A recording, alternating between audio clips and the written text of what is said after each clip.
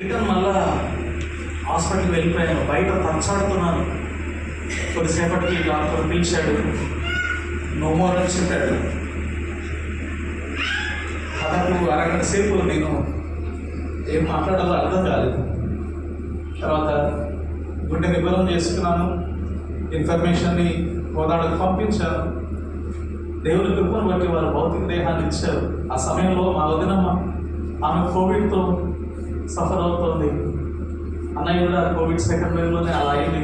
ఆమె విషయంలో భయపడి వీడియో కాల్లో మాత్రమే చూడగలిగింది. సమాధి కార్యక్రమానికి రాలేకపోయింది. కొద్దిమంది వచ్చారు, దూరంగా ఉన్నారు. ఆ దినాన సహకరించిన వారందరికీ కోవిడ్ పాజిటివ్ అయింది. ఆ రోజు భూస్థాపన కార్యక్రమం చేశాను. వారం రోజులకు, ఒక 4-5 రోజులకే మమ్మీ చాలా సఫర్ అవుతారు. నాకు అర్థం కాక వెళ్ళి ఆక్సిమీటర్ తీసుకొచ్చాను. పర్లేదు, అప్పటిదాకా నా దగ్గర ఏంటి, పల్స్ ఆక్సిమీటర్ కొనుక్కొని వచ్చాను హడావుడిగా. ఆమె పెట్టి చూశాను, ఆక్సిజన్ లెవెల్స్ చాలా తక్కువ చూపిస్తుంది. 42-45 అట్లా వస్తుంది. నాకు చాలా విపరీతమైన భయం వేసింది. అర్జెంటుగా వెళ్ళి సిటీ స్కాన్ చేయించాను.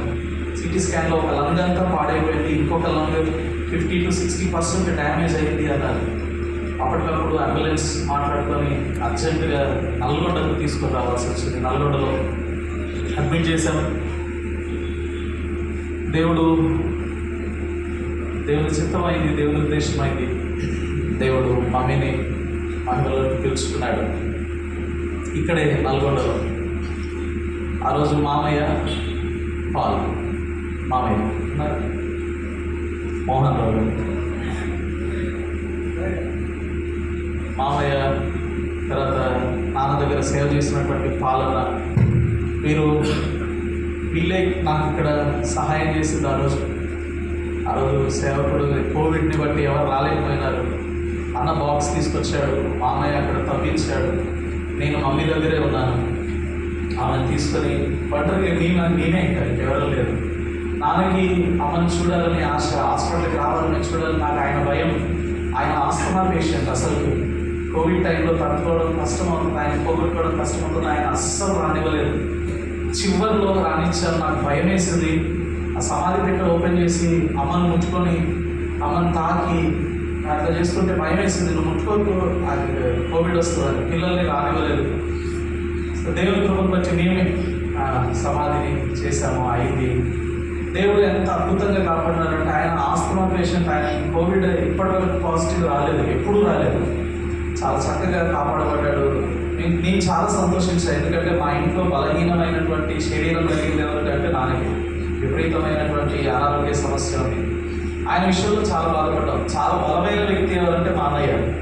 ఆయన ఏ రోజు జ్వరం వచ్చిందని, దగ్గు వచ్చిందని, జలుబు వచ్చిందని పండుకున్న దాఖలా లేదు, హాస్పిటల్కి వెళ్ళిన దాఖలా లేదు. అత్యంత బలమైన వ్యక్తి కనుక చాలా భయపడ్డాము. దేవుని కృపను బట్టి దేవుడు కనికరించినాడు, కాపాడినది. ఆయనకి దేవుని మందిరం అంటే, సంఘం అంటే ఎంత ప్రేమ అంటే, ఈ చివరి దినాల్లో, లాస్ట్ డేస్లో క్రిస్మస్కి ఎవరిని పంపిస్తున్నాము? సండే ఎవరు? 31st ఎవరు? కోదడ ఎవరు? గోండ్రియాలు ఎవరు? కొండాపురం ఎవరు? నన్ను పక్కన కూర్చోబెట్టుకుని రాసుకో ఎవరిని పంపించాలంటే పలానా వాళ్ళని పంపించు, పలానా వాళ్ళు. ఆయన చెప్పినట్టే చేయాలి. నేను సలహా ఇవ్వడానికి లేదు. నేను సలహా వీళ్ళు పంపిద్దాను, ఆయన వాడదు. ఈయన పంపితే వీడొద్దు, వాడు వీడని అనేస్తాడు. ఆయన మాట వీడొద్దు, వాడదు, ఎవరిని పంపించవద్దు అనేవాడు.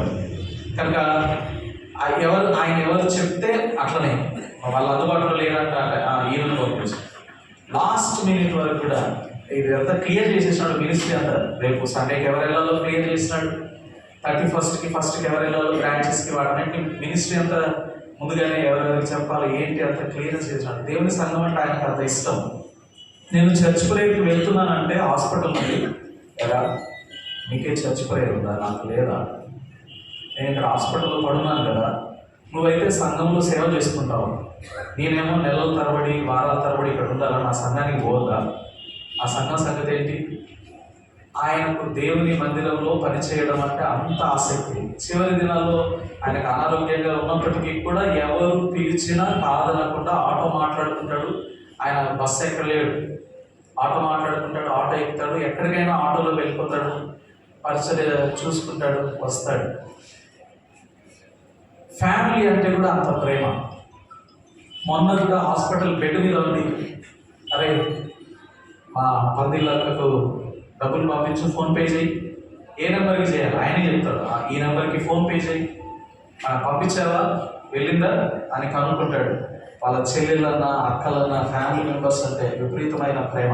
వాళ్ళ చెల్లెలు తేజత్తమ్మ ఇంతకు ముందు సాక్ష్యం చెప్పినటువంటి బసంత నగర్లో ఫ్యాక్టరీ, సిమెంట్ ఫ్యాక్టరీ దగ్గర పనిచేసేటువంటి మామయ్య వాళ్ళ మిస్సెస్, నాన్నగారి చెల్లెలు, ఆమెకి కోవిడ్ వచ్చింది. కోవిడ్కి ముందు ఆమె కిడ్నీ పేషెంట్, డయాలసిస్ ఆయనే ఇక్కడే ఉండి చేయించాడు, నా దగ్గరే పెట్టుకొని చేయిస్తాను. ఎంతో మంది అనారోగ్యంతో ఉన్నప్పుడు తన దగ్గరే పెట్టుకున్నాడు. మా పెద్దమ్మ, మమ్మీ వాళ్ళ పెద్దక్క, ఆమె బాగాలేనప్పుడు, ఖాళీ ఇరిగిపోయినప్పుడు తన దగ్గర పెట్టుకున్నాడు. ఆ ఫ్యామిలీస్లో నుంచి ప్రతి ఒక్కరు పిల్లలు కూడా ఇక్కడ పంపించేవారు. వాళ్ళ పిల్లల్ని ఏదైనా సెట్ చేయాలి అంటే ఎవరి దగ్గరికి రావాలంటే నా నాన్న దగ్గర. ఇట్లా ఫ్యామిలీ నుంచి అట్లా వచ్చేవారు, ఉండేవారు. కొంతమంది తట్టుకునేవారు, కొంతమంది తట్టుకోలేదు. తట్టుకున్న వాళ్ళందరూ దేవుని కృపను బట్టి గొప్ప వాళ్ళు అయినారు.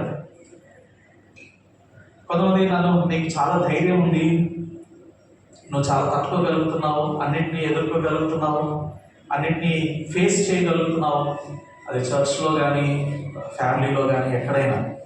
ఇంత ధైర్యము, అంత ట్రైనింగ్ ఎవరు అంటే నాన్నగారు, అందులో సందేహమే లేదు. నేను ఎవరితో చెప్పుకోలేకపోయినా నా రోల్ మోడల్ ఎవరంటే నాన్న. ఆయన క్రమాన్ని చూపించాడు, ఎలా ఉండాలి, ఎలా ఉండకూడదు. ఒకవేళ నేను వాక్యం చెప్పేటప్పుడు ఏదైనా తప్పు చెప్తే ఏం చెప్పినా వాళ్ళకి బుద్ధి లేనాడు, అట్లనే నా చెప్పేది.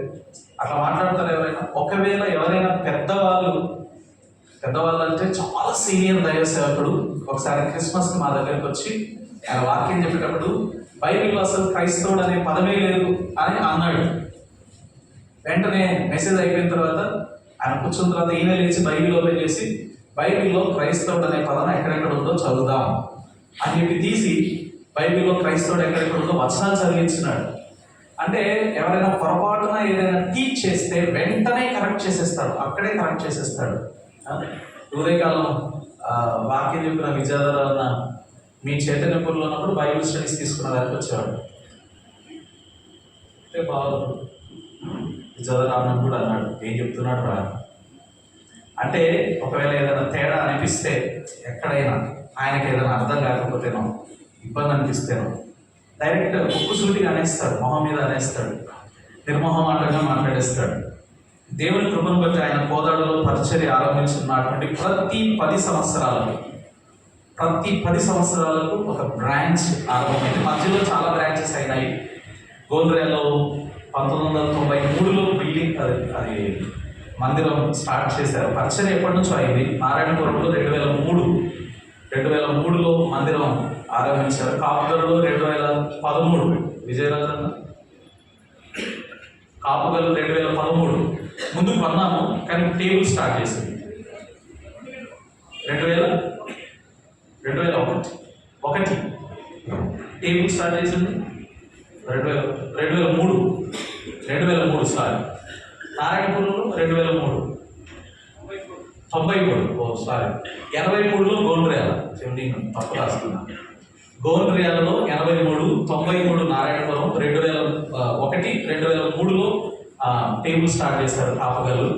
తర్వాత 2013 ఎక్కడైంది పరిస్థితి గ్యాప్ వచ్చినట్టు 2023లో కొండాపురంలో మందిరం